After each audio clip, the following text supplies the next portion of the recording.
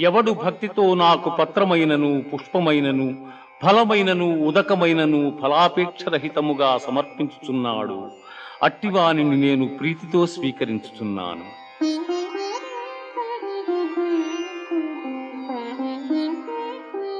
మన్మనాభవ మద్భక్తో మజ్యాజీ మాం నమస్కురు మామే వైష్యసి యుక్త్యేవా ఆత్మానం మత్పరాయణగా.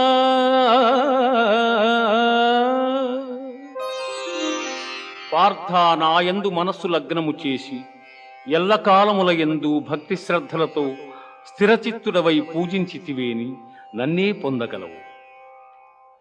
ఇది ఉపనిషత్తుల సారాంశమైన యోగ శాస్త్రమున శ్రీకృష్ణుడు అర్జునునకు ఉపదేశించిన కర్మ సన్యాస ఆత్మ సంయమ